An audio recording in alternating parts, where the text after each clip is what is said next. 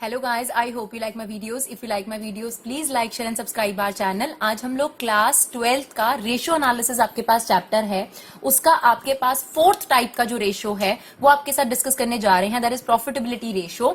और इसके बाद हम इससे रिलेटेड जो एनसीईआरटी बेस्ड क्वेश्चन है वो आप लोगों को कर दिखाएंगे, ताकि आप लोगों को एक आइडिया मिल जाए कि इन क्वेश्चन को किस तरीके से अटेम्प्ट करना है. जितने भी एनसीईआरटी बेस्ड क्वेश्चन है हम सब आपको करके दिखाएंगे. इसके अलावा जो भी आपके पास एक्स्ट्रा बुक्स हैं आप उसमें से प्रैक्टिस कर सकते हैं. अगर कोई भी दिक्कत है तो आप इंस्टाग्राम पर हम लोगों से क्वेश्चंस पूछ सकते हैं. राइट, चलिए देखिए, आपके पास फोर्थ कैटेगरी है दैट इज प्रॉफिटेबिलिटी रेशियोज. लेकिन ये रेशियोज बताने से पहले मैं आपको एक चार्ट बताना चाहती हूं. अगर आप ये चार्ट अच्छे से समझ लेंगे और इसे मेमोराइज कर लेंगे, ट्रस्ट मी, प्रॉफिटेबिलिटी रेशो की 10 रेशो आपको पहाड़ नहीं लगेंगी, आपको बहुत छोटी सी चीज लगेगी, बहुत छोटी सी चीज, क्योंकि सिर्फ इसके ऊपर वो सारी रेशोज डिपेंड करती हैं. और जो ये पूरा फॉर्मेट है, ये ऐसी बात नहीं है कि आप पहली बार देख रहे हैं, ये फॉर्मेट आपने पहले भी देखे और आपको समझ भी आ जाएगा.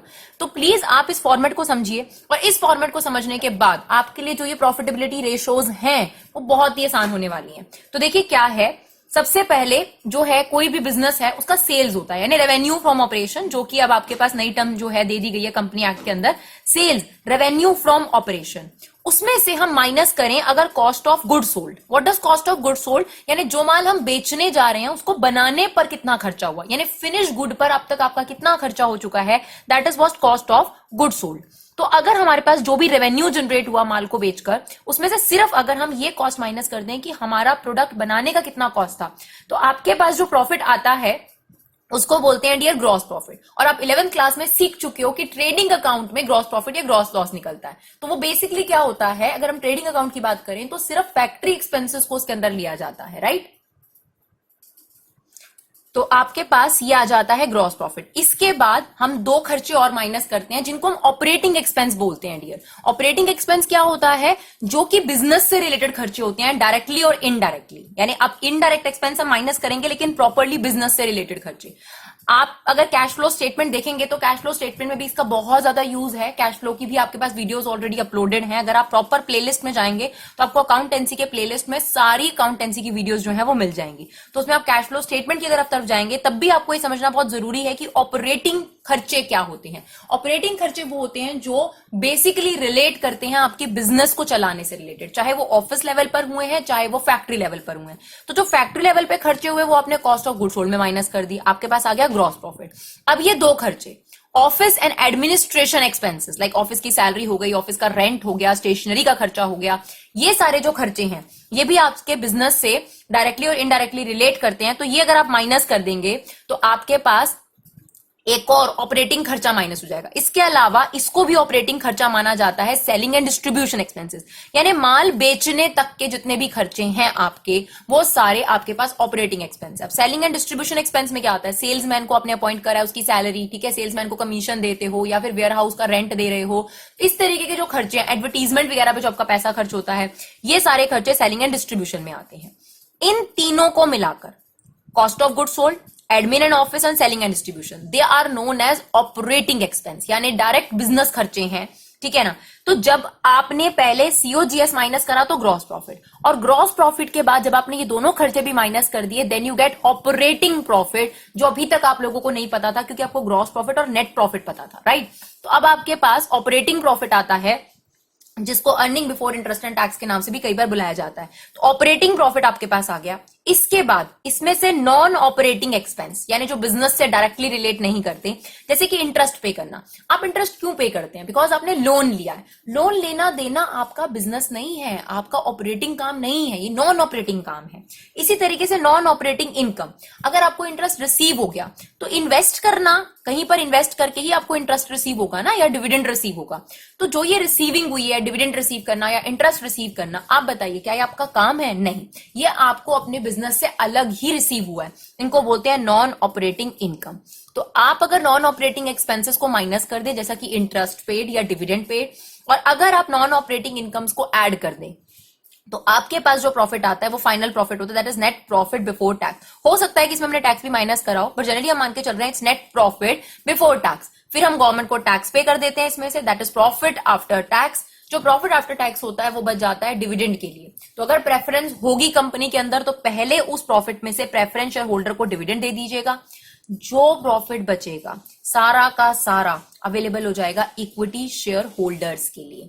तो आपको यही चीज मैं समझाना चाहती हूँ कि अगर आप ये वाला फॉर्मेट याद रखेंगे ना कि किस में से क्या चीज आती है, अब देखिए आपके लिए रेशो कितनी आसान होने वाली है अगर आपको ये फॉर्मेट याद हो जाता है। तो पहले 5 मिनट इस वीडियो को पॉज कर आप ये फॉर्मेट को मेमोराइज करिए और उसको समझने की कोशिश करिए, और उसके बाद आप ये रेशोज देखेंगे तो 2 मिनट में आपकी रेशोज हो जाएंगी। देखिए पहली रेशो है हमारे पास ग्रॉस प्रॉफिट रेशो। जैसा रेशो है वैसे ही काम करना है। Gross profit upon net sales into 100। Gross profit ऐसे निकलता है, कैसे? सेल्स में से सीओजीएस को माइनस कर। सीओजीएस कैसे निकलता है और यहां सेल्स कौन सी लेनी है आपने? सीओजीएस निकालने का फॉर्मूला हम पहले भी आपके साथ डिस्कस कर चुके हैं, दैट इज, फिर भी हम आपको बता देते हैं, that is opening stock plus purchases plus direct expenses, जैसे कैरियज इनवर्ड हो गया, या फिर आपके पास वेजेस हो गई जो फैक्ट्री लेवल पे खर्चा होता है माल बनाने से रिलेटेड, माइनस क्लोजिंग स्टॉक जिसको आप इन्वेंट्री के नाम से बुलाया जाता है, और सेल्स को आप रेवेन्यू फ्रॉम ऑपरेशन के नाम से। तो यहां पर आता है gross profit upon revenue from operation, net revenue from operation into 100। Net revenue from operation means sales में से सेल्स रिटर्न माइनस कर दीजिएगा, राइट। और ग्रॉस प्रॉफिट निकालने के लिए क्या फॉर्मूला होगा? It's net sales minus COGS. ध्यान रखिएगा यहां पर जो हमने सेल्स ली है डेफिनेटली ये सेल्स माइनस सेल्स रिटर्न ही है, जो फाइनल आपकी सेल्स है। तो ग्रॉस प्रॉफिट कहां से आ गया? ये आ गया आपके पास ग्रॉस प्रॉफिट। उसके लिए पहले हो सकता है आपको सीओजीएस निकालना पड़े और नेट सेल्स निकालना पड़े, तो वो आप निकाल लीजिएगा। और नेट सेल्स तो आपकी निकल जाएगी तो वो यहां पर रख देंगे इनटू 100। अब सवाल ये उठता है ये रेशो क्या बताती है? ये रेशो ये बताती है कि आपका ग्रॉस प्रॉफिट सेल्स का कितना परसेंट है। Let it be if it is 60%, that means ये है कि अगर आपकी 100 रुपए की सेल हुई है तो उसमें 40 रुपए आपके सीओजीएस में खर्च हो गए और 60 रुपए आपके पास ग्रॉस प्रॉफिट बच गया। तो इसके लिए आइडियल रेशो क्या होगी? इसके लिए आइडियल रेशो नहीं है डियर, ये रेशो जितनी ज्यादा हो उतनी अच्छी है, क्योंकि आप देखिए ऊपर क्या लिखा है, ग्रॉस प्रॉफिट। तो आप कभी भी रेशो को जज करेंगे तो न्यूमिनेटर से आप जज कर सकते हैं, तो न्यूमिनेटर ग्रॉस प्रॉफिट है, तो जितना ज्यादा ये रेशो होगा उतना ही आपके लिए बेनिफिशियल रहेगा, राइट। उसके बाद बात करते हैं second ratio, that is operating ratio. Operating ratio का क्या फॉर्मूला है आपके पास? Operating cost upon net sales into 100। Operating cost में क्या आएगा? अब ध्यान रखिएगा, this is not operating profit ratio, this is operating ratio. Operating cost में ये 3 चीजें, COGS plus admin and office expenses and selling and distribution expenses, इन तीनों को जब हम प्लस करते हैं तो ये आपकी ऑपरेटिंग कॉस्ट आ जाती है अपॉन नेट सेल्स इनटू 100, जिसको हम रेवेन्यू फ्रॉम ऑपरेशन बोलते हैं, वो आप लिख दीजिएगा। अब देखिए ये रेशो क्या बताती है आपको? ये रेशो ये बताती है इफ इट इज 40%, तो इसका मतलब ये है कि आपकी अगर सेल्स 100 रुपए है तो 40 रुपए तो आपके ऑपरेटिंग खर्चों में ही चले जाते हैं, राइट। आपके 40 रुपए तो ऑपरेटिंग खर्चों में ही चले जाते हैं, बाकी का आपके पास ऑपरेटिंग प्रॉफिट बच जाएगा 100 रुपए, सॉरी 60 रुपए। तो ये रेशो जितनी ज्यादा हो उतनी अच्छी नहीं है कंपनी के लिए, क्योंकि न्यूमरेटर क्या है आपके पास? Operating cost. If operating cost is more that is not good for the company, right. तो ये रेशो जितनी लो हो उतनी अच्छी है कंपनी के लिए, क्योंकि ये रेशो क्या बताती है कि what is the percentage of operating cost out of net sales. उसके बाद थर्ड रेशो है हमारे पास ऑपरेटिंग प्रॉफिट रेशो। तो ऑब्वियसली जैसा रेशो का नाम है वही आपने लिखना है, operating profit upon net sales into 100। इसे आप ऑपरेटिंग कॉस्ट रेशो भी समझ सकते हैं अपने आप में, और ये है आपकी ऑपरेटिंग प्रॉफिट रेशो। तो यहां आता है operating profit upon net sales into 100। ये रेशो क्या बताएगी? ये रेशो आपको ये बताएगी कि नेट सेल्स में कितना परसेंट ऑपरेटिंग प्रॉफिट का है। अब देखिए ऑपरेटिंग प्रॉफिट हो सकता है कि आपको सेल्स दे रखी हो, ये सब दे रखा हो, तो यहां से इस फॉर्मेट को फॉलो करके आप ऑपरेटिंग प्रॉफिट निकाल लीजिएगा, ठीक है। ऐसा भी हो सकता है कि आपको प्रॉफिट आफ्टर टैक्स दिया और आपको ऑपरेटिंग प्रॉफिट चाहिए, तो आपको क्या करना है? टैक्स को प्लस करना पड़ेगा, प्रॉफिट बिफोर टैक्स आएगा, नॉन ऑपरेटिंग इनकम को माइनस करना पड़ेगा, उल्टा जाना पड़ेगा ना, और नॉन ऑपरेटिंग एक्सपेंस को ऐड करना पड़ेगा, then you get operating profit. तो अगर आप ये फॉर्मेट अच्छे से करते हैं तो हो सकता है कि यहां से आपको ऑपरेटिंग प्रॉफिट निकालना पड़े या फिर उल्टा जाके ऑपरेटिंग प्रॉफिट निकालना पड़े। तो ये फॉर्मेट आपकी मदद करेगा, आप ये फॉर्मेट बना के रख दीजिएगा, जो चीजें आपको दे रखी है वो फिल करके ऑटोमेटिकली आप वहां तक पहुंच जाएंगे जहां तक आपको पहुंचना है। तो ऑपरेटिंग प्रॉफिट रेशो आपको क्या बता रही है कि सेल्स का कितना परसेंट आपके पास ऑपरेटिंग प्रॉफिट है, ठीक है। और प्रॉफिट जितना ज्यादा हो उतना बढ़िया है। ये प्रॉफिट तो वो है जिसमें से आप काफी हद तक खर्चे माइनस कर चुके हैं, तो ये रेशो जितनी ज्यादा हाई होगी उतना ही आपके लिए अच्छा होगा। सिर्फ ये एक रेशो है जो आपके पास कम हो तो अच्छा है, क्योंकि ये ऑपरेटिंग कॉस्ट रेशो है बेसिकली, राइट। तो ये 3 रेशो हमारे सामने आई। अब मेरी बात को ध्यान से सुनिएगा, अगर ऑपरेटिंग कॉस्ट रेशियो आपके पास ये कह रही है कि 100 में से 40 रुपए कॉस्ट पर खर्च हो गए, तो इसका मतलब तो यही होगा ना कि फिर ऑपरेटिंग प्रॉफिट रेशियो 60% है, क्योंकि अगर 100 में से 40 रुपए ऑपरेटिंग एक्सपेंस पे खर्च हो गए तो 100 में से जो बाकी बचे हुए 60 रुपए हैं वो आपका ऑपरेटिंग प्रॉफिट बन जाएगा। इस बात का ध्यान रखिएगा, ऑपरेटिंग रेशो और ऑपरेटिंग प्रॉफिट रेशो का सम 100% होता है। ठीक है, अगर ये आपको 40 दिया तो ये 60 होगी, ये 50 दिया तो ये 50 होगी, ये 60 दिया तो ये 40 होगी। ठीक है, तो कई बार अगर आपको 1 मार्क्स में ऐसे बोला गया कि ऑपरेटिंग रेशो ये है और ऑपरेटिंग प्रॉफिट रेशो निकालिए, तो आपको कोई भी इंफॉर्मेशन की जरूरत नहीं है, इन दोनों का सम 100% होता है। राइट, तो ये 3 रेशोज हो गई, बहुत सिंपल सी। Gross profit ratio, gross profit upon net sales into 100। Operating ratio, operating cost upon net sales into 100। Operating profit ratio, operating profit upon net sales into 100। Net sales की जगह आप revenue from operation word को इस्तेमाल कर सकते हैं। उसके बाद फोर्थ रेशो भी बहुत आसान है, net profit ratio. It's net profit upon net sales into 100। Here net profit means profit after tax, that means this one, the fourth one. ठीक है, इसको चाहिए हमें, डी वाला। तो profit after tax upon net sales into 100। ये ratio भी जितनी ज्यादा हो उतनी अच्छी है, क्योंकि this is the final profit जो कंपनी टैक्स पे करने के बाद अपने पास बचा पा रही है। ठीक है, जो फाइनली ऑनर्स को मिल जाएगा, शेयर होल्डर्स को मिल जाएगा। तो ये रेशो जितनी हाई हो उतना बढ़िया। तो अब देखिए कैसे नेट प्रॉफिट निकालना है, अगर आप मुझसे पूछें कैसे नेट प्रॉफिट निकालना है, तो this is the procedure to find out the net profit. ठीक है, ये पूरा प्रोसीजर हमने बताया। हो सकता है कि आपको सेल्स दियो तो ये सारा कुछ माइनस करके आपको यहां तक पहुंचना पड़े, हो सकता है आपको ऑपरेटिंग प्रॉफिट दिया हो तो ये सब चीजें माइनस करके आप यहां तक पहुंच जाएंगे। तो ये फुल फ्लैज फॉर्मेट है जो आपको किसी भी पोजीशन से किसी भी पोजीशन पे पहुंचने में मदद करेगा, अगर हम रेशियो की बात करें तो। राइट, तो जितनी ज्यादा ये हाई होगी उतना ही आपके लिए ये रेशियो बढ़िया है। उसके बाद रिटर्न ऑन कैपिटल एम्प्लॉयड या रिटर्न ऑन इन्वेस्टमेंट, एक ही बात है। ठीक है, जितना भी फर्म ने इन्वेस्ट किया है उसके बदले में फर्म को क्या मिला, कितना परसेंट प्रॉफिट मिला, ये रेशो आपको ये बताती है। तो फर्म ने जो इन्वेस्टमेंट करी होती है उसको बोलते हैं डियर कैपिटल एम्प्लॉयड। और कैपिटल एम्प्लॉयड में 2 चीजें होती हैं, इक्विटी और डेट। मतलब शेयर होल्डर का पैसा और बाहर से लिया हुआ पैसा, यानी इंटरनल लोन और एक्सटर्नल लोन, दोनों मिलाकर कैपिटल एम्प्लॉयड या फिर कंपनी की इन्वेस्टमेंट आ जाती है कि कंपनी ने कितना पैसा बिजनेस में इन्वेस्ट करा है। डेटर और डेटर कह रही डिबेंचर और इक्विटी शेयर होल्डर या प्रेफरेंशियल होल्डर से उधार लेकर। तो ये रेशो क्या है, profit before interest and tax, that means this one, profit before interest and tax upon में कैपिटल एम्प्लॉयड इनटू 100। तो प्रॉफिट बिफोर टैक्स पे कैसे पहुंचेंगे, ये रहा हमारे पास प्रोसीजर। ठीक है, और अगर हमें कैपिटल एम्प्लॉयड चाहिए तो that is debt plus equity. Equity में क्या क्या चीजें आती हैं, equity share capital plus preference share capital plus reserve and surplus. और डेट में क्या आता है आपके पास, long term borrowings, long term provisions या अदर नॉन करंट लाइबिलिटीज जो भी होती हैं। राइट, तो ये रेशो भी जितनी हाई होगी उतना ही आपके लिए अच्छा है। Right, similarly return on share holder fund, return on share holder fund. Capital employed में होता है टोटल फंड जो आपने इन्वेस्ट करा है। शेयर होल्डर फंड का ही क्या मतलब होता है, इक्विटी होती है। शेयर होल्डर फंड का ही दूसरा नाम आपके पास क्या है बच्चों, इक्विटी। तो अब हम ये देख रहे हैं कि जो प्रॉफिट है जो फाइनली इक्विटी को मिलेगा, तो फाइनली इक्विटी को कौन सा प्रॉफिट मिलता है, शेयर होल्डर को कौन सा प्रॉफिट मिलता है, पैट, क्योंकि यहां तक टैक्स माइनस हो चुका होता है।